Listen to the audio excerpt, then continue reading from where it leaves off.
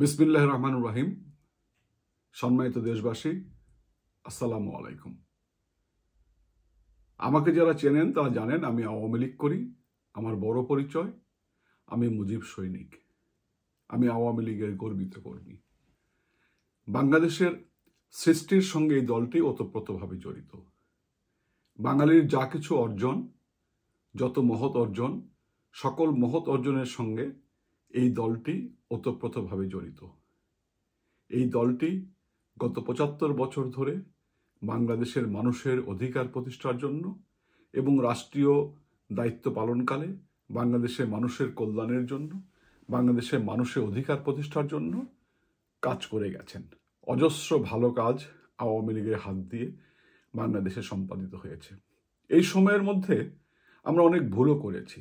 আমরা মানুষ, আমরা ফেরেশতাও নয়, আমরা শয়তানও নয়। ফেরেশতা ভুল করেও মন্দ কাজ করেন না, শয়তান ভুল করেও ভালো কাজ করে না। মানুষ মাত্রই ভুল হয়, কাজ করতে গেলে ভুল হয়। আমরা অগণিত ভুল করেছি। আমাদের সমস্ত ভুলগুলোর জন্য একজন রাজনৈতিক কর্মী হিসাবে, আওয়ামী লীগের কর্মী হিসাবে আমি জাতির কাছে ক্ষমা প্রার্থনা করি। আমি আপনাদের সদয় বিবেচনার জন্য কিছু কথা বলতে চাই। আপনারা কেমন আছেন জননেত্রী শেখ হাসিনা বিহীন বাংলাদেশে, আওয়ামী লীগ বিহীন বাংলাদেশে? হাঁটি হাঁটি পা করে 9 মাস চলে গেল। ব্যক্তির জীবনে 9 মাস বড় সময় নাও হতে পারে, একটি জাতির জীবনে 9 মাস অনেক বড় সময়। এই 9 মাসে বাংলাদেশ কি এগিয়ে গেছে? বাংলাদেশের মানুষ আগের চেয়ে কি ভালো আছে? বাংলাদেশের আইন শৃঙ্খলা পরিস্থিতি, মানুষের নিরাপত্তা, মানুষের জানমালের নিরাপত্তা, মানুষের খাদ্য গ্রহণের অধিকার, মানুষের গণতান্ত্রিক অধিকার, এটি কি গত 9 মাসে বৃদ্ধি পেয়েছে নাকি হ্রাস পেয়েছে? এটি বুঝবার মতো ক্ষমতা প্রত্যেকটি বিবেকবান মানুষের রয়েছে। আল্লাহ আপনাদের সবাইকে বুদ্ধি দিয়েছেন, বিবেচনা দিয়েছেন, চোখ দিয়েছেন। আপনারা চোখ প্রসারিত করে দেখুন বাংলাদেশ কোন পথে এগিয়ে চলছে। গত 9 মাস ধরে অনেক বড় বড় ভাষণ শুনেছি, অনেক বড় বড় বাগাড়ম্বর শুনেছি, কিন্তু বাংলাদেশ কি এক ধাপও সামনের দিকে এগোতে পেরেছে?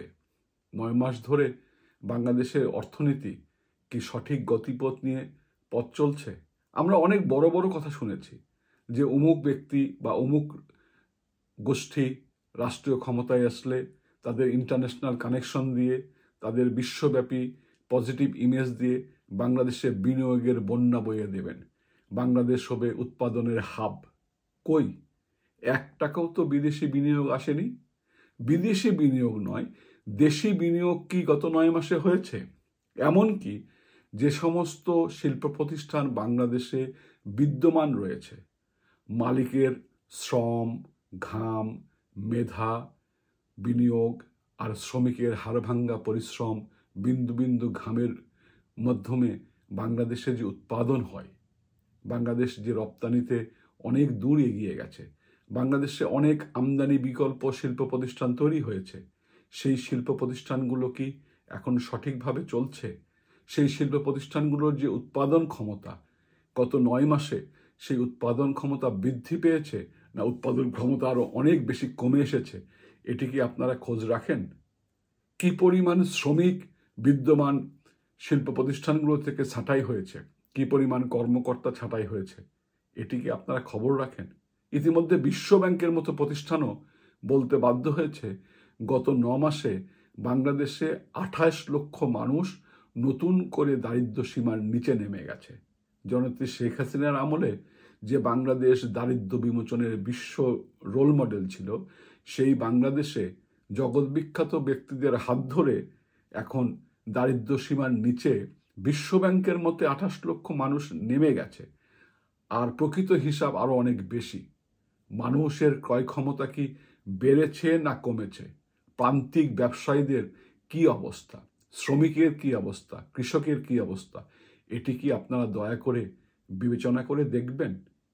অনেক বড় বড় সংস্কারের কথা শুনি, সংস্কারের জন্য অনেক টাকা খরচ করা হচ্ছে। কই?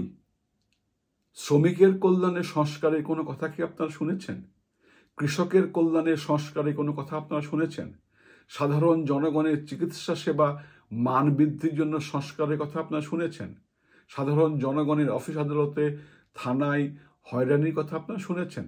এখন তো বাংলাদেশে চলছে আওয়ামী লীগ নিধন, বাংলাদেশে চলছে জননেত্রী শেখ হাসিনাকে রাজনৈতিকভাবে বিভিন্নভাবে হেয় প্রতিপন্ন করা, তার বিরুদ্ধে বিভিন্ন ধরনের মিথ্যা মামলা এনে, মিথ্যা অভিযোগ এনে, ক্যাঙ্গারো কোর্ট সাজিয়ে নাটক মঞ্চস্থ করা, অফিস আদালত থেকে বঙ্গবন্ধুর নাম মুছে ফেলা, ছবি নামিয়ে ফেলা, টাকা থেকে বঙ্গবন্ধুর ছবি মুছে ফেলা, এই তো সরকারের কাজ। আর পাশাপাশি তাদের আখের গোছানো। ইতিমধ্যেই এই উপদেষ্টাদের অনেকের বিরুদ্ধেই অনৈতিক সুবিধা গ্রহণ, পুঁজিবাজার থেকে হাজার হাজার কোটি টাকা লুটপাট, প্রায় ৯৫,০০০ কোটি টাকা বিদেশে পাচারের কথা আমরা আওয়ামী লীগেররা বলছি না, সাধারণ জনগণের মুখে মুখে চলছে এই কথাগুলো। পুঁজিবাজারের ক্ষুদ্র বিনিয়োগকারীরা তারা বুক চাপড়াচ্ছেন যে এই কয়দিনে পুঁজিবাজার থেকে ১৫,০০০ কোটি টাকার বেশি উধাও হয়ে গেছে। এই জন্যই কি আন্দোলন হয়েছিল? এই জন্যই কি সংগ্রাম করেছিলেন? যারা সংগ্রাম করেছেন যে তরুণ প্রজন্ম, তাদের কল্যাণে, তাদের কর্মসংস্থানের জন্য, শিক্ষার্থীদের কল্যাণে কোনো সংস্কারের কথা কি এখন পর্যন্ত উঠে এসেছে? নাকি শুধুমাত্র রাজনৈতিক নেতৃবৃন্দকে হেয় প্রতিপন্ন করার জন্য সংস্কার? যদি দেশে বিদেশি বিনিয়োগ না আসে এবং বিদ্যমান শিল্প প্রতিষ্ঠানগুলো যদি সক্ষমতা হারিয়ে ফেলে, দিনের পর দিন ক্ষুদ্র হয়ে আসে উৎপাদন ক্ষমতা, তাহলে এই বাংলাদেশ কোথায় গিয়ে দাঁড়াবে? পাশাপাশি একটি জিনিসকে আপনারা লক্ষ্য করেছেন, বাংলাদেশে অনেক রাষ্ট্রপতি দায়িত্ব পালন করেছেন, অনেক প্রধানমন্ত্রী দায়িত্ব পালন করেছেন। কোনো প্রধানমন্ত্রী, কোনো রাষ্ট্রপতি নিজের চেয়ারে বসে নিজের প্রতিষ্ঠানের নামে প্রাইভেট বিশ্ববিদ্যালয়, মোবাইল ব্যাংকিং, আদম ব্যবসা, এ ধরনের কোনো লাইসেন্স গ্রহণ করেছেন? অনেকের বিরুদ্ধে অভিযোগ অনেক আছে, অনেকের বিরুদ্ধে নেতিবাচক প্রচারণা রয়েছে, কিন্তু এত বড় লোভী আর কোনো প্রধানমন্ত্রী বা রাষ্ট্রপতিকে হতে তো বাংলার মানুষ দেখেনি। ১৯৯০ সালে এরশাদ সাহেবের আমলে বিখ্যাত চিত্রশিল্পী কামরুল হাসান একটি ছবি এঁকেছিলেন, কার্টুন এঁকেছিলেন, শিরোনাম দিয়েছিলেন দেশ আজ বিশ্ব বেহায়ার খপ্পরে। আর আজকে বাংলাদেশ দেখছে দেশ একজন বিশ্ব লোভীর খপ্পরে। যে লোভী মানুষটি ১৯৯৬ সালে একবার উপদেষ্টা হয়েছিলেন, তখন প্রধান উপদেষ্টা ছিলেন নির্দলীয় নিরপেক্ষ তত্ত্বাবধায়ক সরকারের বিচারপতি হাবিবুর রহমান। সেই সময় আজকের প্রধান উপদেষ্টা ওই সরকারের ডাক ও টেলিযোগাযোগ উপদেষ্টা ছিলেন। সেই সময়েও তিনি তার আমলে মোবাইল ফোনের প্রাইভেটাইজেশনের জন্য টেন্ডার আহ্বান করেছিলেন এবং এই ৩ মাস সময়ের মধ্যেই তিনি সেই টেন্ডার ইভ্যালুয়েশন করে একটি শর্টলিস্ট করে গেছিলেন, যে শর্টলিস্টে তার নিজের প্রতিষ্ঠান গ্রামীণ ফোনকেও রেখেছিলেন। এবং তারই ধারাবাহিকতায় ১৯৯৬ সালে জননেত্রী শেখ হাসিনা প্রধানমন্ত্রী দায়িত্ব গ্রহণের পরে তার গ্রামীণ ফোন সহ আরও ২টি প্রতিষ্ঠানকে মোবাইল ফোনের লাইসেন্স দিয়েছিলেন। তার মধ্যে বিএনপি আমলের শিল্পমন্ত্রী একে খান সাহেবের প্রতিষ্ঠানও ছিল। জননেত্রী শেখ হাসিনা দলীয়করণ করেননি, তিনি সব মানুষের জন্য সম অধিকার নিশ্চিত করেছিলেন। তার হাত ধরেই এই গ্রামীণ ফোন, একেটেল এবং তৎকালীন সেবা, আজকে যেটা পরিবর্তিত হয়ে এয়ারটেল বা এরকম কিছু হয়েছে, এই প্রতিষ্ঠানগুলো লাইসেন্স পেয়েছিল। সেই সময়েও তিনি লাইসেন্স নিয়েছেন, আজকেও প্রধান উপদেষ্টার পদে বসে একের পর এক লাইসেন্স গ্রহণ করছেন। শুধু লাইসেন্স গ্রহণ করে এই বিশ্বলোভী ক্ষান্ত হননি, তিনি প্রধান উপদেষ্টার পদমর্যাদা এবং সুবিধা ব্যবহার করে পৃথিবীর বিভিন্ন দেশ ভ্রমণ করে নিজের প্রতিষ্ঠানের জন্য আদম ব্যবসা করে বেড়াচ্ছেন। আদম ব্যবসা করে তিনি রাষ্ট্রকে ব্যবহার করছেন। এইরকম লোভী মানুষ কোনোদিন বাংলাদেশের রাষ্ট্রপতি বা প্রধানমন্ত্রী হননি। দেশ আজকে একজন বিশ্ব লোভীর খপ্পরে। আপনাদের মনে আছে ১৯৯০ সালের দিকে সোভিয়েত ইউনিয়নের প্রেসিডেন্ট ছিলেন মিখাইল গর্বাচেভ। তিনি সোভিয়েত কমিউনিস্ট পার্টির সাধারণ সম্পাদক ছিলেন। এই মিখাইল গর্বাচেভ ১৯৯০ সালে শান্তিতে নোবেল পুরস্কার পেয়েছিলেন এবং তার ১ বছরের মাথায় ১৯৯১ সালে তৎকালীন প্রেসিডেন্ট মিখাইল গর্বাচেপের হাত ধরে সোভিয়েত ইউনিয়ন ভেঙে টুকরো টুকরো হয়ে গেছে, সোভিয়েত ইউনিয়নের অস্তিত্ব বিলীন হয়ে গেছে, নতুন নতুন রাষ্ট্রের সূচনা হয়েছে। বাংলাদেশের জন্য কি এরকম একটি করুণ পরিণতি অপেক্ষা করছে? ইতিমধ্যেই তো করিডোর নিয়ে অনেক দূর এগিয়ে গেছে। করিডোর অথবা মানবিক সাহায্য যে নামেই বলেন, আমাদের পার্বত্য এলাকা, আমাদের সমুদ্রকন্যা কক্সবাজার, আমাদের চট্টগ্রামে একটি বিশাল অঞ্চল নিয়ে এবং মায়ানমার এবং ভারতের কিছু অঞ্চল নিয়ে নতুন একটি রাষ্ট্র সৃষ্টির কথা অনেক আগে থেকেই তো আলোচনা চলছে। যদি এরকম একটি রাষ্ট্রের সৃষ্টি হয়, তাহলে কি বাঙালির জন্য ফিলিস্তিনের মুসলমানদের ভাগ্য অপেক্ষা করছে?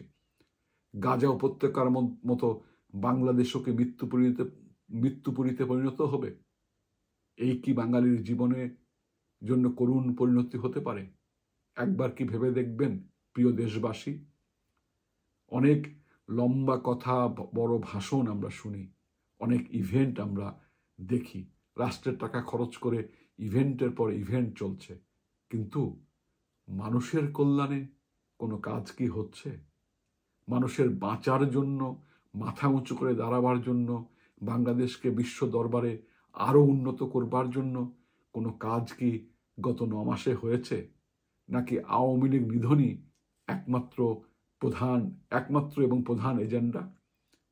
পুলিশ এবং আইন শৃঙ্খলা রক্ষাকারী বাহিনীকে রাখা হয়েছে আওয়ামী লীগ নিধনে ব্যস্ত, এ কারণেই আইন শৃঙ্খলা পরিস্থিতি ভালো নেই। শিশুকন্যা ধর্ষিত হচ্ছে, মানুষ দিনের পর দিন কর্মহীন হয়ে পড়ছে, সন্ধ্যার পরে মানুষ বাড়ি থেকে ঠিকমতো বের হতে পারছে না, সাহস পাচ্ছে না।